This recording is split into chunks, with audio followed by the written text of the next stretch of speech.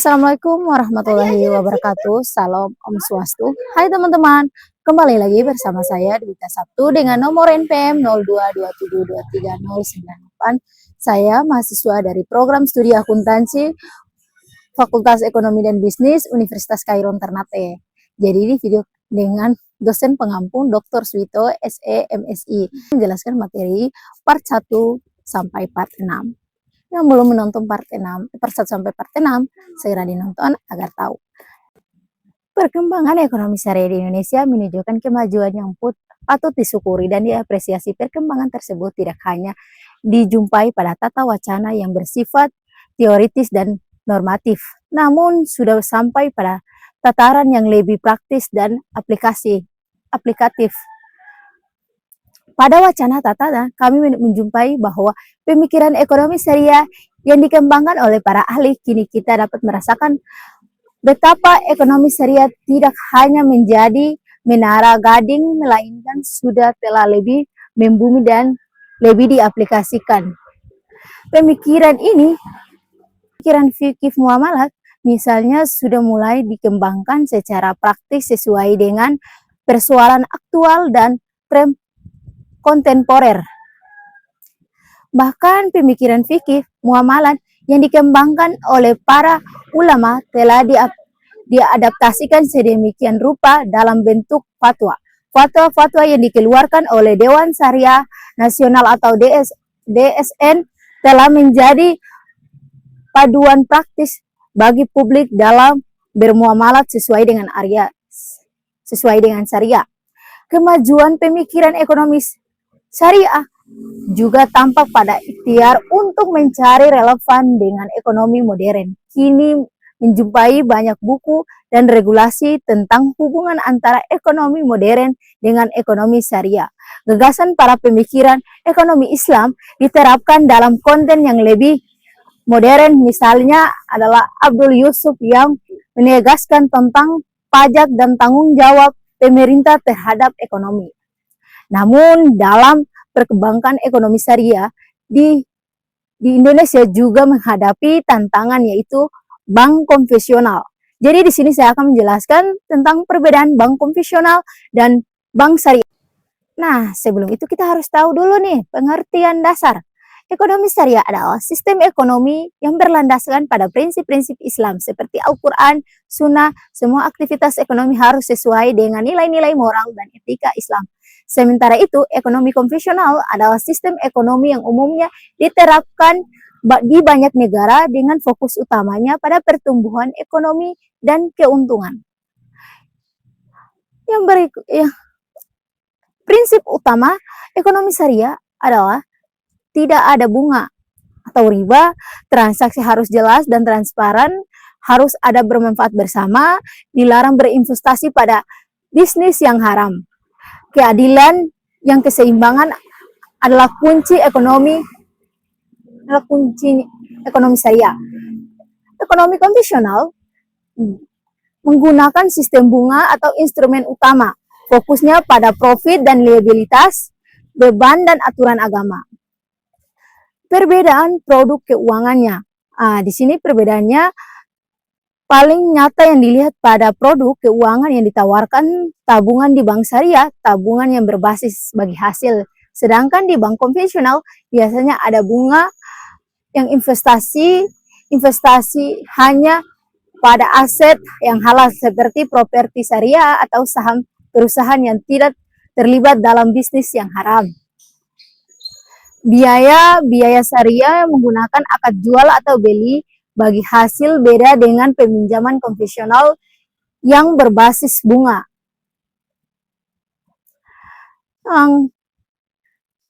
Nah, dampak terhadap masyarakat, perbedaannya dampak terhadap masyarakat. Syariah tidak hanya tentang keuangan atau finansial, tetapi memiliki dampak yang positif terhadap masyarakat seperti meningkatkan keadilan sosial, mendorong pertumbuhan ekonomi yang berkelanjutan, memperkuatkan nilai-nilai moral.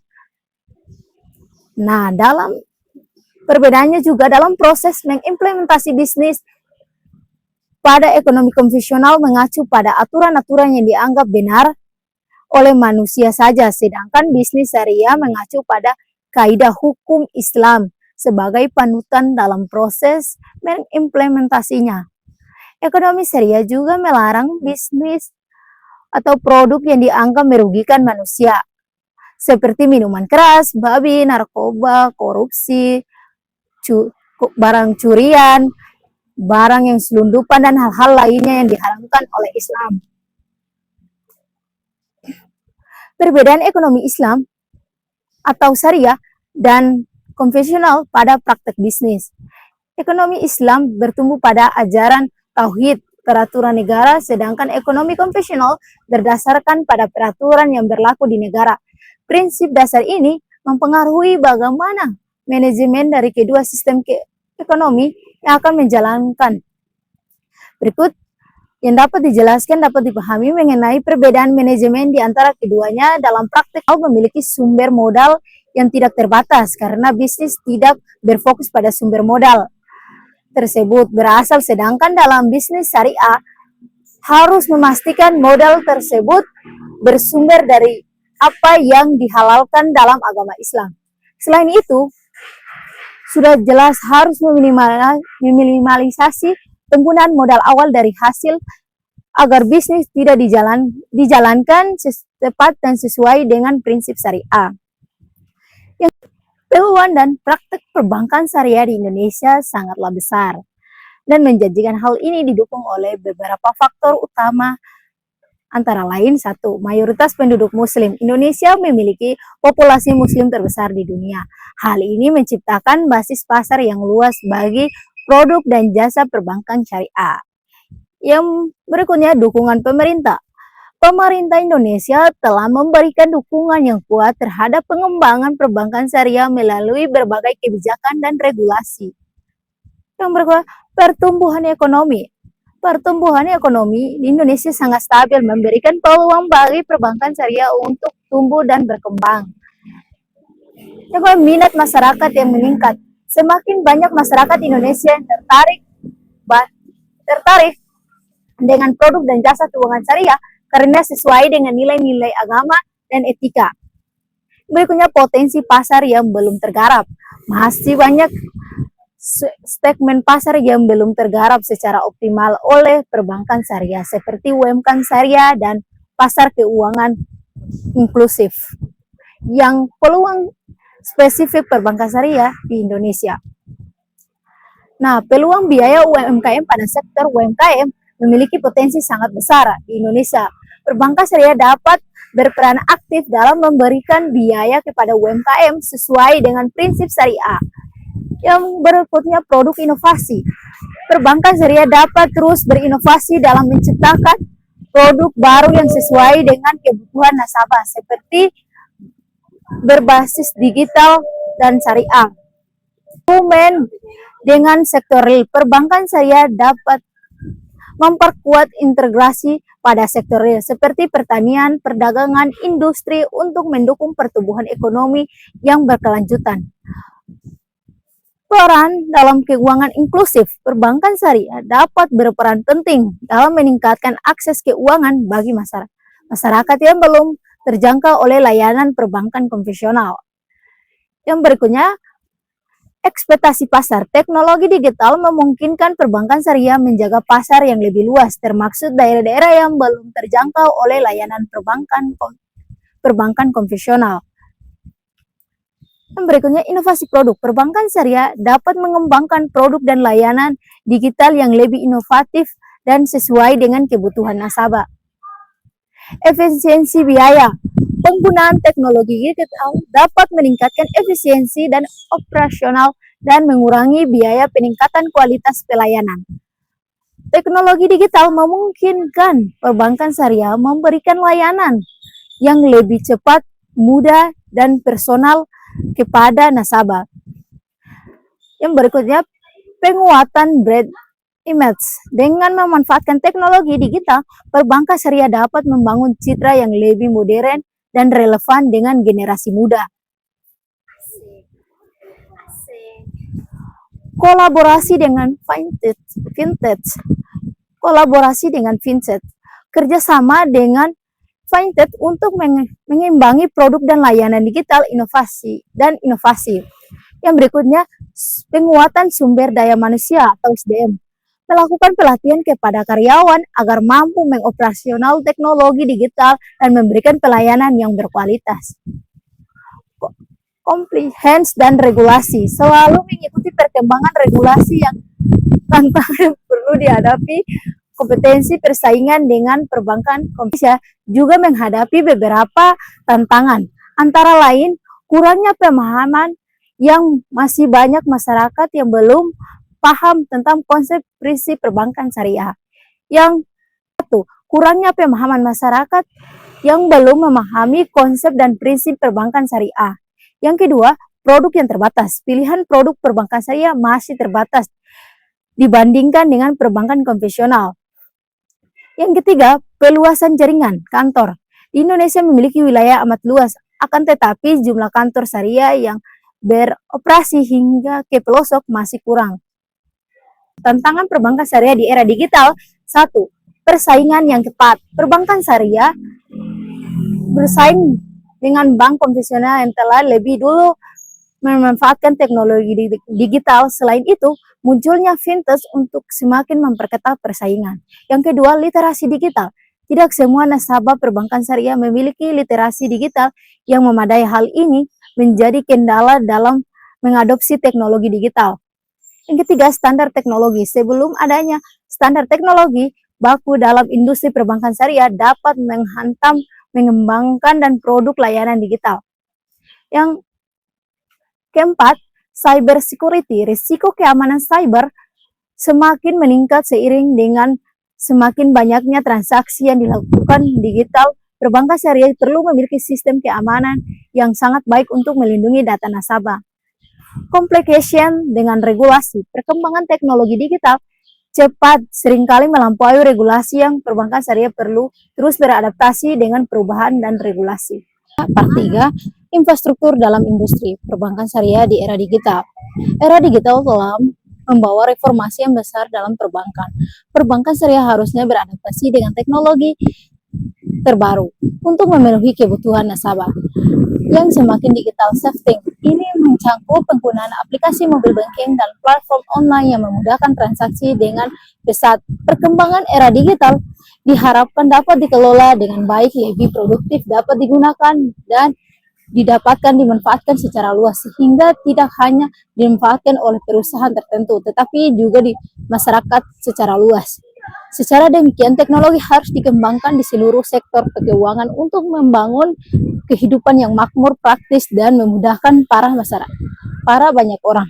Perbankan keuangan syariah di perekonomian yang berbasis syariah menduduki posisi sangat penting dalam proses pembangunan nasional. Pendirinya perbankan syariah merupakan wujud pemahaman umat Islam terhadap prinsip-prinsip hukum dagang Islam. Perbankan syariah adalah perbankan keuangan yang beroperasi berdasarkan prinsip-prinsip Islam atau syariah. Perbankan syariah terdiri dari bank dan non-bank. Bank adalah bank yang mempunyai misi yang menghimpun dan menyalurkan dana ke masyarakat, memberikan pelayanan terkait keuangan lainnya yang bermanfaat dan membantu peningkatan pemerataan taraf hidup masyarakat. Non-bank merupakan lembaga keuangan yang menyediakan jasa keuangan secara tidak langsung, menghimpun dana dari masyarakat, tabungan syariah, giro syariah pasar, deposit syariah, penggadaian syariah, dan lain-lain. Untuk memastikan pertumbuhan berkelanjutan dan inklusif, berbagai strategi dan solusi diperlukan untuk menghadapi tantangan dan pemanfaatan peluang di era digital untuk mengoptimalisasi perbankan. Ini termasuk dalam kerjasama lintas batas di mana negara dengan lembaga keuangan syariah dapat berbagai teknologi dan pengetahuan untuk memperkuat ekosistem lembaga keuangan global. Selain itu, peningkatan kesadaran masyarakat tentang prinsip-prinsip perbankan syariah dalam pemanfaatan bagi pertumbuhan ekonomi yang adil dan yang sangat penting. Di sisi lain, Pengembangan infrastruktur di era digital mendukung setiap platform finansial syariah di aplikasi teknologi keuangan syariah memiliki potensi untuk meningkatkan stabilitas, efisiensi, dan transparan ekosistem perbankan syariah. Struktur teknologi perbankan syariah di era sekarang ini, infrastruktur teknologi informasi yang kuat adalah kunci untuk mendukung operasi bank syariah. Dengan server yang handal dan jaringan yang cepat, bank dapat memberikan layanan yang lebih baik. Keamanan data juga harus menjadi prioritas utama dalam infrastruktur ini.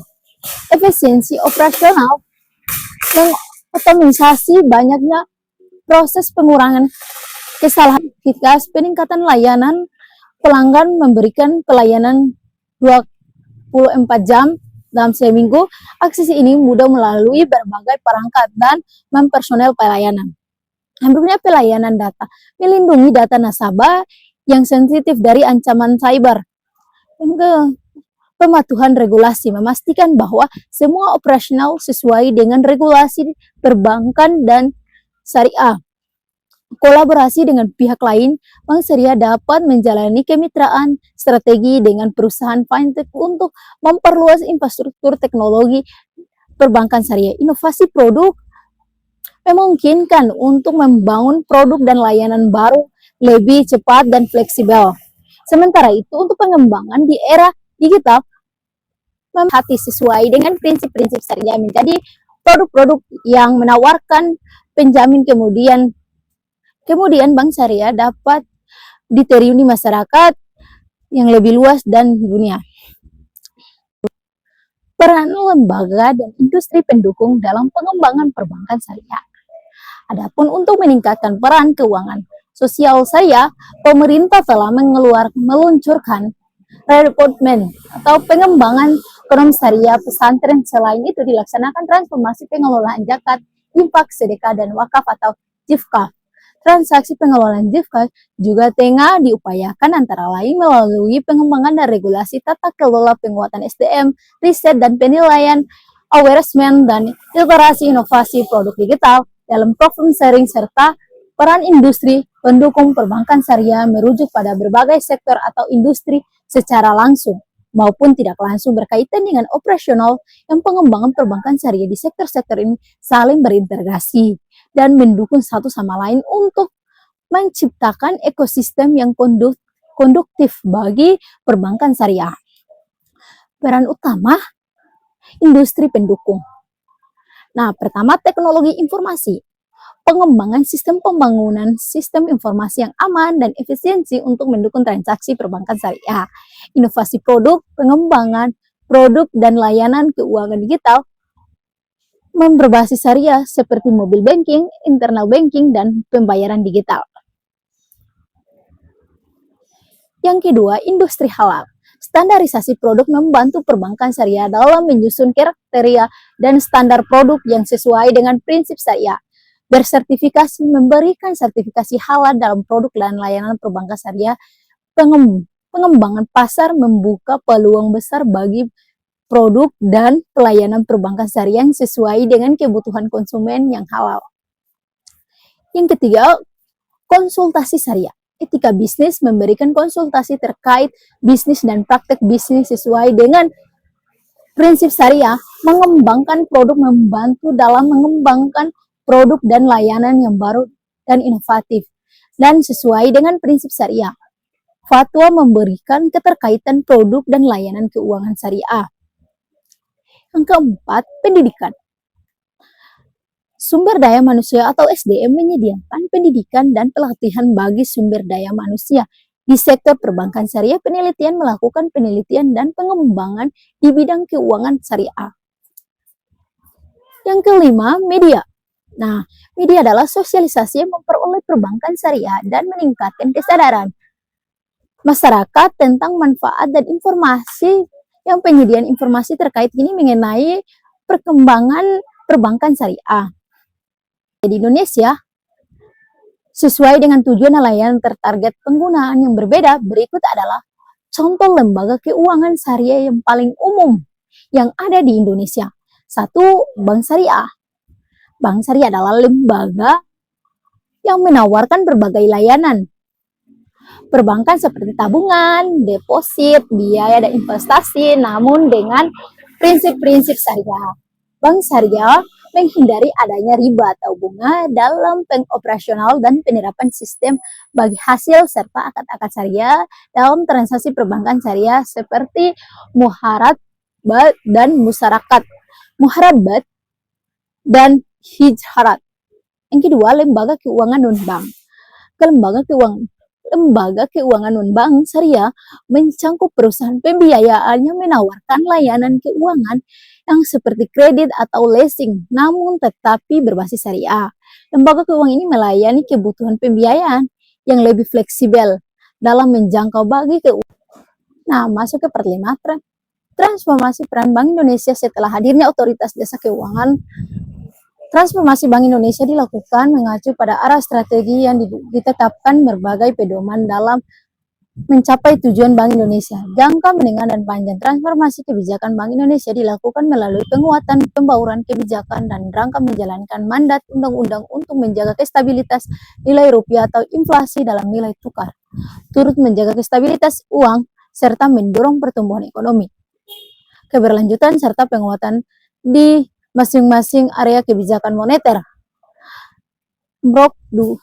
Prudensial sistem pembayaran yang mendukung kebijakan transformasi lembaga yang dilakukan untuk meningkatkan kinerja unggul yang berbasis kinerja efektif, efisien, dan bertata kelola, serta Greatman. Kedudukan Bank Indonesia atau BI mempunyai peran paling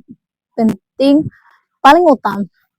Kedudukan Bank Indonesia atau BI mempunyai peran yang paling utama dan penting. Setiap negara mempunyai satuan bank sentral yang hampir di setiap provinsi mempunyai cabang bank sentral. Fungsi utama bank sentral adalah mengatur masalah-masalah yang berhubungan dengan keuangan di suatu negara. Di Indonesia, tugas bank sentral ini dipegang oleh Bank Indonesia atau BI. Peran BI sebelum hadirnya OJK atau Otoritas Jasa Keuangan. Kedudukan Bank Indonesia atau BI mempunyai peran yang paling utama dan penting di setiap negara. Mempunyai salah satu bank mengawasi serta memberikan tindakan kepada dunia perbankan. Bank Indonesia juga mengurus dana dan menghimpun dari masyarakat agar disalurkan kembali ke masyarakat yang benar-benar efektif menggunakan sesuai dengan tujuan untuk pembangunan. Kemudian di samping pengurusan dana perbankan, Bank Indonesia juga mengatur dan mengawasi kegiatan perbankan di keseluruhan. Secara peran Bank Indonesia adalah dalam hal ini menyalurkan uang, terutama uang kartu kertas atau logam, di mana Bank Indonesia mempunyai hak tunggal untuk menyalurkan uang kertas kemudian dikembalikan. Jumlah uang yang beredar sesuai dengan suku bunga yang dimaksud untuk menjaga kestabilitasan nilai rupiah. Di samping itu, hubungan Bank Indonesia dengan pemerintah adalah sebagai pemegang kas pemerintah, begitu pula hubungan keuangan dengan dunia internasional juga ditangani oleh Bank Indonesia seperti pemerintah meminjam uang di luar negeri. Nah, lahirnya OJK atau Otoritas Jasa Keuangan.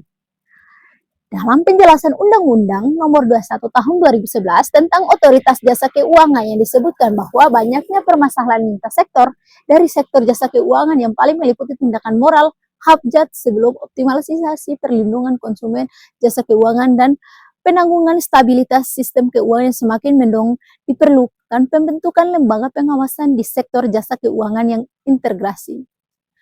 Lahirnya Undang-Undang Nomor 21 Tahun 2011 tentang Otoritas Jasa Keuangan atau OJK pada tanggal 21 November 2011 mengakhiri pertempuran kepentingan politik yang cukup melelahkan antara setuju dan menentang pembentukan OJK.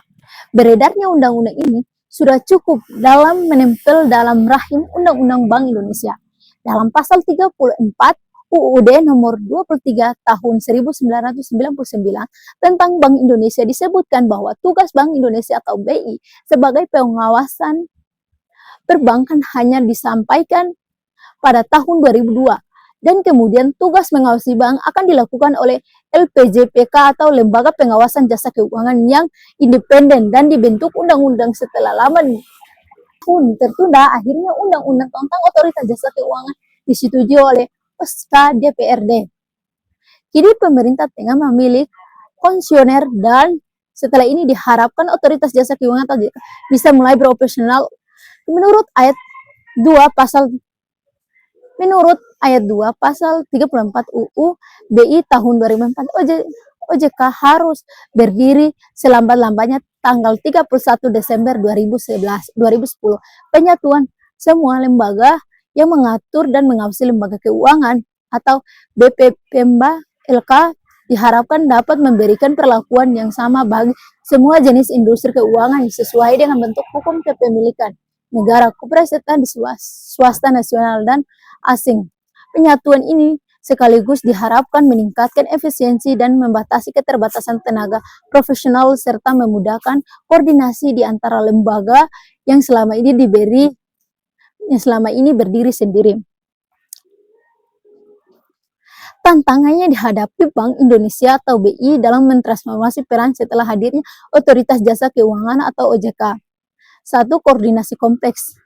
Pembangunan wewenang yang jelas antara BI dan OJK memang penting, namun praktik seringkali menjadi tumpang tindih ala tindakan ketidakjelasan dalam beberapa area, terutama terkait dengan kebijakan prudensial dan sinkronisasi kebijakan, menjaga agar kebijakan moneter dan prudensial berjalan seiring dengan tidak saling bertentangan merupakan tantangan besar. Komunikasi internal, memastikan komunikasi dan informasi tentang keuangan syariah sangat krusial untuk menghindari miskomunikasi antar inovasi dalam kebijakan. Yang kedua, adaptasi terhadap perubahan cepat. Inovasi keuangan, sektor keuangan harus mengalami inovasi yang cepat, terutama munculnya teknologi. Financial atau fintech BI mampu beradaptasi dengan cepat dan mengeluarkan regulasi yang relevan dalam menjaga kestabilitas keuangan. Risiko sinetik, munculnya risiko sinetik yang baru kompleks akibat inovasi keuangan yang membutuhkan pendekatan pengawasan yang lebih canggih dan kolaboratif. Peningkatan kapasitas sumber daya manusia, keterampilan baru baik BI maupun OJK membutuhkan sumber daya manusia yang memiliki keterampilan yang sesuai dengan perkembangan sektor keuangan seperti analisis data, teknologi informasi, dan pemahaman risiko baru. Pengembangan kompetensi investasi dalam pelatihan membantu kompetensi karyawan menjadi sangat penting untuk menghadapi tantangan yang semakin kompleks.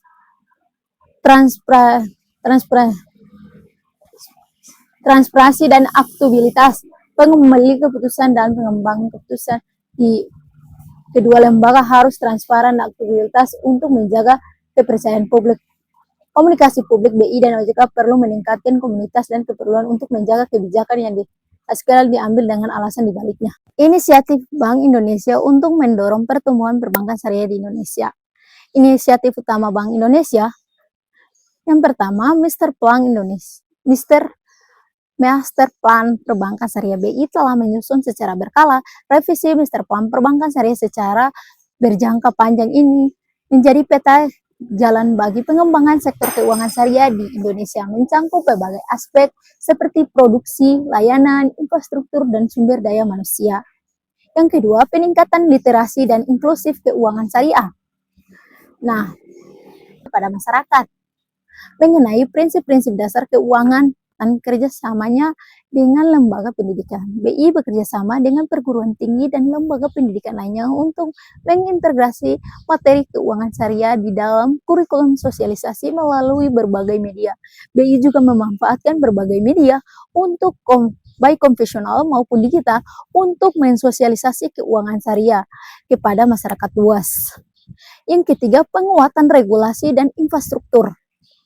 Nah, penyempurnaan kerangka dan regulasi, BI terus melakukan penyempurnaan terhadap kerangka dan regulasi perbankan syariah agar lebih efektif dan responsif terhadap pengembangan infrastruktur untuk mendukung seperti sistem pembayaran syariah, bursa efek, dan pasar modal syariah.